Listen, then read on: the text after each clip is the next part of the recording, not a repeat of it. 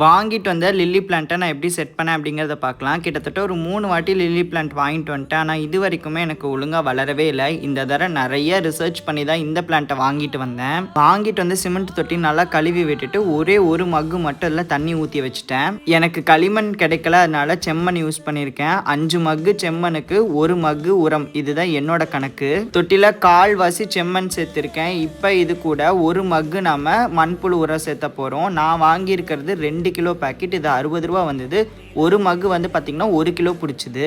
இப்போ இது கூட ஒரு பக்கெட் தண்ணி ஊற்றிட்டு இந்த மண்ணை ஃபுல்லாத்தையும் நல்லா கலந்து விட போகிறோம். நிறைய பேர் வாட்டர் லில்லி வளர்த்துறது ரொம்ப ஈஸி அப்படின்னு சொல்கிறாங்க. ஆனால் இது வரைக்கும் எனக்கு எவ்வளோ ப்ராப்பராக பண்ணி ஒழுங்காக வந்ததே கிடையாது. இந்த டைம் ஆச்சு வருதா அப்படிங்கிறத பார்ப்போம். வாங்கிட்டு வந்தால் வாட்டர் லில்லியில் இந்த மாதிரி பாசம் அதிகமாக இருக்கும். அந்த பாசத்தையில் நம்ம ஃபஸ்ட்டே ரிமூவ் பண்ணிடணும். ரிமூவ் பண்ணிவிட்டு நான் ஃபுல்லாக செடியை எடுத்துட்டேன். உள்ளே இருக்கக்கூடிய வேரை மட்டும் லைட்டாக உதிர்த்து விட்டுட்டு இதை அப்படியே நம்ம வந்து நெட்டு வைக்க போகிறோம். நான் படித்ததில் தெரிஞ்ச ஒரு விஷயத்த சொல்கிறேன். செடியை நெட்டு வச்சுட்டு பெருசாக இருக்கக்கூடிய மொக்கு எல்லாத்தையுமே உடச்சி விட்டுருங்க.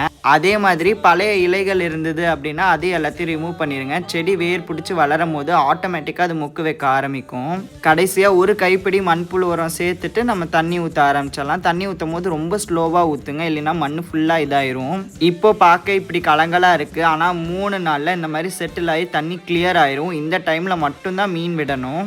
என்கிட்ட full red and full black ரெண்டுலேயுமே ப்ரீடிங் பேர் இருந்தது. அதில் மேல் மட்டும் இறந்துச்சு, அதனால் அதோட ஃபீமேலை மட்டும் இந்த பாண்ட்குள்ளே விட்டுருக்கேன். அது கூடயே ஃபுல் ரெட் கப்பீஸோட 2 ஃப்ரைஸ் பேரும் விட்டுருக்கேன்.